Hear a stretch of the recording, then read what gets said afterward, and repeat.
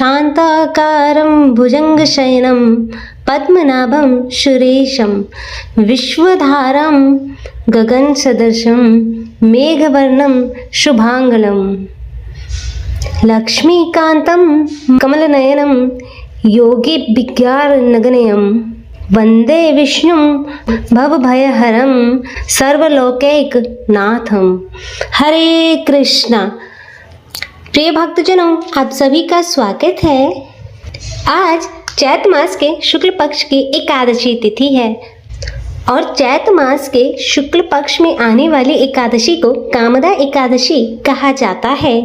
आप सभी भक्तों को कामदा एकादशी की हार्दिक शुभकामनाएं।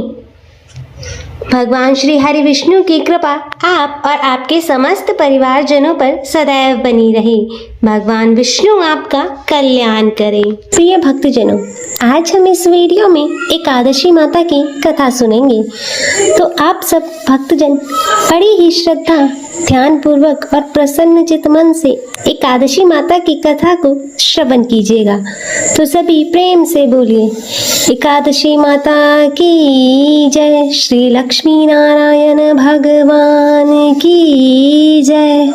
एक बार एक राज्य में एक राजा रहता था।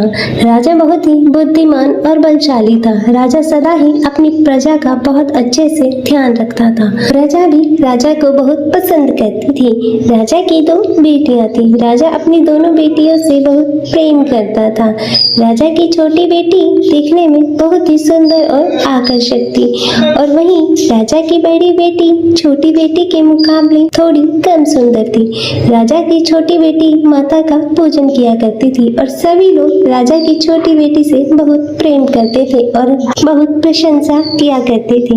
राजा भी अपनी छोटी बेटी को बड़ी बेटी से अधिक प्रेम करता था, जिसके कारण राजा की बड़ी बेटी को अपनी छोटी बहन से ईर्ष्या होने लगी। राजा की दोनों बेटियां जब बड़ी हो गई तब एक पड़ोस के राज्य में रहने वाले राजकुमार राजा की बड़ी बेटी के लिए रिश्ता लेकर आया। लेकिन जैसे ही उस राजकुमार की नजरें राजा की छोटी बेटी पर पड़ी तो वह राजकुमार राजा की छोटी बेटी पर मोहित हो गया और छोटी बेटी से पहले नजर में प्रेम करने लगा। उस राजकुमार ने राजा की बड़ी बेटी के साथ विवाह करने से मना कर दिया और उसने राजा से कहा कि मैं आपकी छोटी बेटी से विवाह करना चाहता हूँ। और यह सब देखकर राजा की बड़ी बेटी अपनी छोटी बहन से बहुत क्रोधित हो गई और राजा की बड़ी बेटी ने अपनी छोटी बहन को अपना सबसे बड़ा दुश्मन मान लिया। तब राजा की बड़ी बेटी ने अपनी छोटी बहन से बदला लेने का निर्णय किया और राजा की बड़ी बेटी ने अपनी छोटी बहन को जान से मारने का उपाय सोचा और उसने अपनी छोटी बहन को मारने के लिए सबसे पहले एक लड्डू में जहर मिलाकर अपनी छोटी बहन को दे दिया और उसको लड्डू खाने के लिए कहा। लेकिन लड्डू खाने के बाद भी छोटी बहन को कुछ नहीं हुआ, लेकिन फिर भी बड़ी बहन ने हार नहीं मानी और जब उसकी छोटी बहन रात में कमरे में सो रही थी तब उसने एक मटके में सांप रखकर उसके कमरे में छोड़ दिया। लेकिन सांप भी छोटी बहन का कुछ नहीं कर पाया, जिसके बाद बड़ी बहन ने छोटी बहन से कहा कि चलो हम लोग कुएं में से पानी भरकर ले आते हैं और वह अपनी छोटी बहन को पानी भरने के बहाने से कुएं के पास ले गई और उसने अपनी छोटी बहन को कुएं में धक्का दे दिया। लेकिन छोटी बहन को तब भी कुछ नहीं हुआ क्योंकि हर बार ग्यारस माता उसकी रक्षा कर रही थी। उधर बड़ी बहन अपने प्रयास के बाद भी असफल हो रही थी, जिससे वह बहुत क्रोधित हो गई और उसने फिर अपनी छोटी बहन के पास जाकर प्रश्न किया कि मेरी छोटी बहन, क्या तुमको पता है कि भगवान ने सबकी मृत्यु का एक निश्चित समय पर लिखी हुई है और कैसे तुम्हारी और मेरी मृत्यु हो गई। तब छोटी बहन ने अपनी बड़ी बहन को बताया कि हाँ दीदी, मैं जानती हूँ मेरी मृत्यु कैसे होगी। और छोटी बहन से यह सब बातें सुनकर बड़ी बहन मन ही मन बहुत ही प्रसन्न होने लगी और उसने अपनी छोटी बहन से कहा कि तुम मुझे अपनी मृत्यु का राज बताओ। तब छोटी बहन ने अपनी बड़ी बहन से कहा कि मेरी मृत्यु तो एक तोते में है, जो तोते के गले में एक हार है, उससे मेरी मृत्यु होगी। जब कोई भी व्यक्ति उस तोते को मारकर उस हार को अपने गले में पहने तो मैं मूर्छित हो जाऊंगी, और जैसे ही उस हार को अपने गले से उतारे तो मैं वापस जीवित हो जाऊंगी। और फिर अपनी छोटी बहन की मृत्यु का राज जानकर बड़ी बहन बहुत खुश हुई और उसने अपनी छोटी बहन को मारने के लिए उस पालतू तोते को ढूंढना शुरू किया। और छोटी बहन को इस बात का आभास हो गया था कि कोई उसकी जान लेना चाहता है, जिसके लिए वह अपने पिताजी के पास गई और उसने अपने पिताजी से कहा, पिताजी, मेरी मृत्यु के बाद आप मुझे मत जलाइए, अपनी पुरानी हवेली में एक पलंग पर लेटाकर छोड़ दीजिएगा। तब अपनी छोटी बेटी की यह बातें सुनकर राजा आश्चर्यचकित हो गया और राजा ने अपनी छोटी बेटी से पूछा कि तुम यह क्या कह रही हो। तब राजा की छोटी बेटी ने बताया कि पिताजी, समय किसी के लिए नहीं रुकता, क्या कब किसको हो जाए कुछ पता नहीं है। फिर राजा ने अपनी छोटी बेटी से कहा कि तुम ऐसी बातें क्यों करती हो, 2-3 दिन के बाद तो तुम्हारा विवाह है। लेकिन छोटी बेटी ने अपने पिताजी को ऐसा करने पर मजबूर कर दिया और उनसे वचन ले लिया। राजा ने भी अपनी छोटी बेटी की बात को स्वीकार कर लिया और 2-3 दिनों बाद जब शादी का समय आया तब राजकुमार बारात लेकर राजा के घर आया और राजा की छोटी बेटी का विवाह शुरू हो गया। और जैसे ही राजा की छोटी बेटी राजकुमार के साथ फेरे लेने लगी तो उसकी बड़ी बहन छोटी बहन के कमरे में जाकर उस तोते को पकड़ लेती है और उसको जान से मार देती है और तोते के गले में जो हार था उसको भी अपने गले में धारण कर लेती है। और जैसे ही बड़ी बहन उस हार को अपने गले में धारण करती है तो उधर छोटी बहन 3.5 ही फेरे ले पाती है और वहीं पर बेहोश होकर गिर जाती है। जिसके बाद राजा ने बड़े बड़े वैद्य हकीमों को बुलाया और अपनी छोटी बेटी का इलाज करने के लिए कहा। और राजा की बात सुनकर जब वैद्य ने छोटी बेटी को देखा तो राजा को बताया कि आपकी छोटी बेटी ना तो जीवित है और ना ही मरी हुई है, मैं ऐसा पहली बार देख रहा हूँ। तब राजा ने वैद्य और हकीमों को यह बात बाहर बताने से मना कर दिया और उनको कहा कि यदि तुमने यह बात बाहर आकर किसी को बताई तो हम तुम्हें फांसी दे देंगे। और राजा ने अपनी छोटी बेटी को पुराने महल में जाकर एक पलंग पर लेटा दिया और वहां पर कुछ सैनिकों को तैनात कर दिया। इसके बाद राजा वापस अपने महल पर आ गया और राजा की बड़ी बेटी पिताजी के पास आई और कहने लगी कि पिताजी, अगर यह शादी संपन्न नहीं हुई तो आपकी क्या इज्जत होगी। आप कहे तो मैं आपकी इज्जत बचाने के लिए इस राजकुमार से शादी करने के लिए तैयार हूँ। जिसके बाद राजा ने अपनी बड़ी बेटी की बात मान ली और राजा ने बड़ी बेटी को छोटी बेटी के वस्त्र पहनाकर मंडप में भेज दिया। लेकिन राजकुमार यह जान गया था कि यह राजा की छोटी बेटी नहीं है बल्कि यह राजा की बड़ी बेटी है। लेकिन जब राजकुमार ने शादी करने से मना कर दिया तो सभी लोगों ने राजकुमार को विवश करके राजा की बड़ी बेटी से बचे हुए फेरों को संपन्न करा दिया और विवाह संपन्न हुआ। जिसके बाद राजकुमार राजा की बड़ी बेटी को अपने महल ले गया और विवाह होने के बाद भी राजकुमार ना तो उससे बात करता था और ना ही उसे पसंद करता था और ना ही उसके आसपास भटकता था। और राजकुमार ने यह फैसला लिया कि वह अपनी प्रेमिका को ढूंढकर रहेगा और यह जानकर रहेगा कि उसके साथ क्या हुआ। एक दिन राजकुमार अपने घोड़े पर सवार होकर राजा के पुराने महल के पास पहुंचा, जहां पर उसने कुछ सैनिकों को महल के पास पहुंचकर देखा। महल के पास पहुंचकर राजकुमार ने जब महल को ध्यान से देखा तो वह समझ गया यह तो हमारे ससुर जी का ही महल है। तब राजकुमार ने सैनिकों से पूछा कि तुम लोग यहाँ क्या कर रहे हो?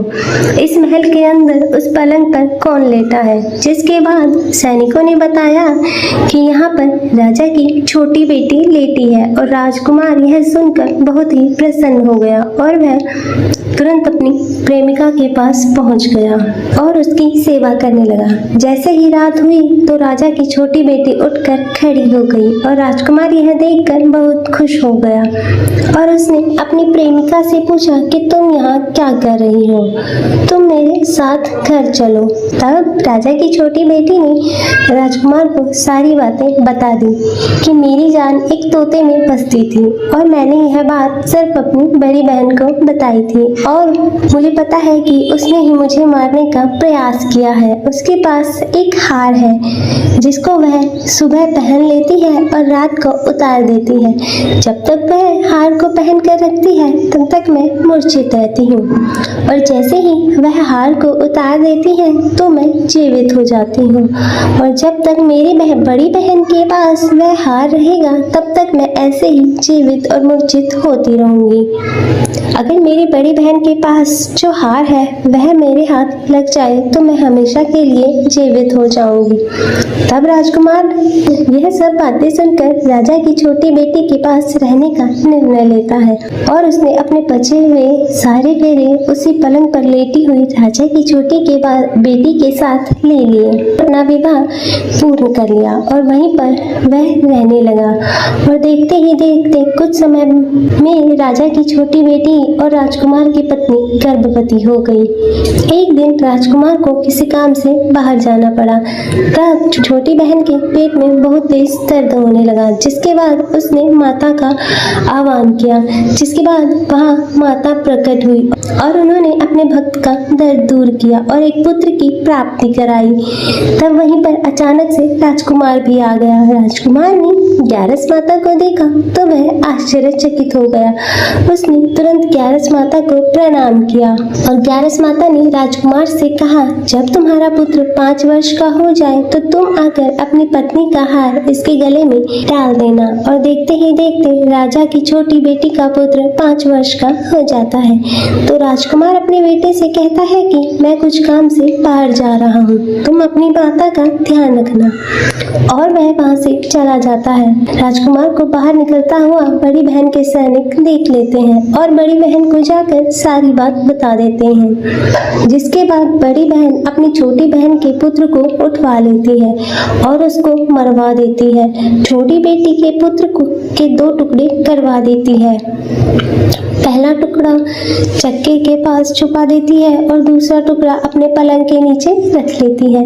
तब ग्यारस माता भिखारी का रूप लेकर आती है और एक भिखारी का रूप रखकर बड़ी बहन के पास चली जाती है। जिसके बाद वहाँ पर भिक्षा मांगने लगती है। तो बड़ी बहन अपनी नौकरों से कहती है कि जाकर भिक्षा दे दो। लेकिन जैसे ही नौकर ग्यारस माता को भिक्षा देने के लिए आते हैं तो माता उन्हें मना कर देती है और कहती है कि तुम्हारी महारानी से ही भिक्षा लूंगी। जिसके बाद बड़ी बहन स्वयं भिक्षा देने के लिए ग्यारस माता के पास आती है। तब माता एक बिल्ली का रूप लेकर कमरे में चली जाती है। वहाँ पर छोटी बेटी के पुत्र के 2 टुकड़ों को आपस में जोड़ देती है और उसे जीवित कर देती है। फिर वहाँ से उसे ले जाती है। तब राजकुमार अपने बेटे को लेकर अपनी पत्नी के पास जाता है और उससे कहता है, तुम इसका ध्यान रखना।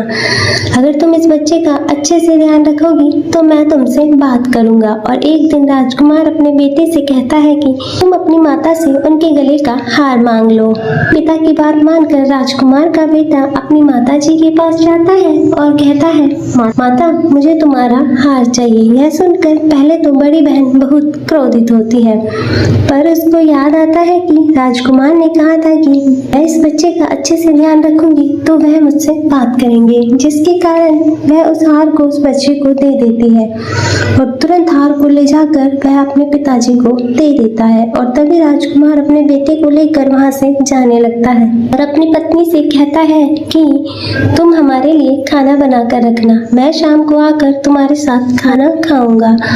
और वह अपने बेटे को लेकर वहां वहाँ से चला जाता है और उसके बाद राजा के पास जाता है और उनको सारी बात बता देता है। तब राजा अपनी बेटे की क्रूरता सुनकर बहुत ही क्रोधित होते हैं और अपनी परवरिश को ही दोष देने लगते हैं। राजकुमार को अपनी छोटी बेटी के साथ रहने के लिए आदेश देते हैं और इस प्रकार ग्यारस माता की कृपा से राजकुमार और राजा की छोटी बेटी सुखपूर्वक रहने लगते हैं। अतः हे ग्यारस माता, इस कथा को कहते सुनते हुंकारा भरते सब पर अपनी कृपा बनाए रखना। सभी के जीवन से दुखों को दूर कर उनके जीवन में सुख समृद्धि देना। और तो सभी प्रेम से बोलिए एकादशी माता की जय, श्री लक्ष्मी नारायण भगवान की जय, श्री उमापति शंकर भगवान की जय। प्रिय भक्तजनों, तो मैं उम्मीद करती हूँ कि आपको आज की यह कथा पसंद आई हो। आइए भक्तजनों, श्रवण करते हैं एकादशी के अवसर पर सुनी जाने वाली ग्यारस माता की आरती। ओम जय एकादशी माता, मैया जय एकादशी माता। विष्णु पूजा व्रत को धारण कर शक्ति मुक्ति पाता। मैया जय एकादशी माता, तेरे नाम गिनाऊं देवी भक्ति प्रदान करनी। गण गौरव की तेनी माता, गण गौरव की तेनी माता, शास्त्रों में वर्णी। ओम जय एकादशी माता, मार्गशीर्ष के कृष्ण पक्ष की उत्पन्ना, विश्व तारिणी जनमी, विश्व तारिणी जनमी, शुक्ल पक्ष में हुई मोक्षदा, मुक्ति दाता बन आई। ओम जय एकादशी माता, पौष के कृष्ण पक्ष की सफला नामक है, शुक्ल पक्ष में होए पुत्रदा, शुक्ल पक्ष में होए पुत्रदा, आनंद अधिक रहे। ओम जय एकादशी माता, नाम षठ तिला माघ मास में कृष्ण पक्ष आवे, शुक्ल पक्ष में जया कहावे, विजय सदा पावे। ओम जय एकादशी माता, विजया फागुन कृष्ण पक्ष में शुक्ला अमल की, पाप मोचनी कृष्ण पक्ष में, पाप मोचनी कृष्ण पक्ष में चैत्र महाबली की। ओम जय एकादशी माता, चैत शुक्ल में नाम कामदा धन देने वाली नाम वरुधनी कृष्ण पक्ष में, नाम वरुधनी कृष्ण पक्ष में वैशाख माहवाली। ओम जय एकादशी माता, शुक्ल पक्ष में होए मोहिनी अपरा ज्येष्ठ कृष्ण पक्षी, नाम निर्जला सब सुख करनी शुक्ल पक्ष रखी। ओम जय एकादशी माता, योगिनी नाम आषाढ़ में जानो कृष्ण पक्ष करनी, देव शनि नाम कहायो, देव शनि नाम कहायो शुक्ल पक्ष धरनी। ओम जय एकादशी माता, कामिका श्रावण मास में आवे कृष्ण पक्ष कहिए, श्रावण शुक्ला हो ये पवित्रा आनंद से रहिए। ओम जय एकादशी माता। अजा भाद्रपद कृष्ण पक्ष की परिवर्तनी शुक्ला इंद्रा अश्विन कृष्ण पक्ष में, इंद्रा अश्विन कृष्ण पक्ष में व्रत से भव सागर निकला। ओम जय एकादशी माता। पापा कुंशा है शुक्ल पक्ष में आप हरनहारी। रमा मास कार्तिक में आवे सुखदायक भारी। ओम जय एकादशी माता। देवोत्थानी शुक्ल पक्ष की दुख नाशक मैया। पावन मास में करो विनती, पावन मास में करो विनती, पार करो नैया। ओम जय एकादशी माता। प्रिय भक्तजन, मैं आशा करती हूँ कि आपको यह कथा पसंद आई होगी। वीडियो अच्छी लगे तो इसे लाइक करें, शेयर करें और कमेंट जय श्री हरि विष्णु भगवान लिखना ना भूलें और चैनल को सब्सक्राइब कर नोटिफिकेशन बेल को जरूर ऑन करें। हर हर महादेव। ओम नमः शिवाय। जो कोई आरती एकादशी की भक्ति सहित गावे, जन गुरुदिता स्वर्ग का वासा, जन गुरुदित स्वर्ग का वासा निश्चय वह पावे। ओम जय एकादशी माता मैया, जय एकादशी माता मैया, जय एकादशी माता। बोलो श्री हरि विष्णु भगवान की जय। एकादशी माता की जय। हरे कृष्ण।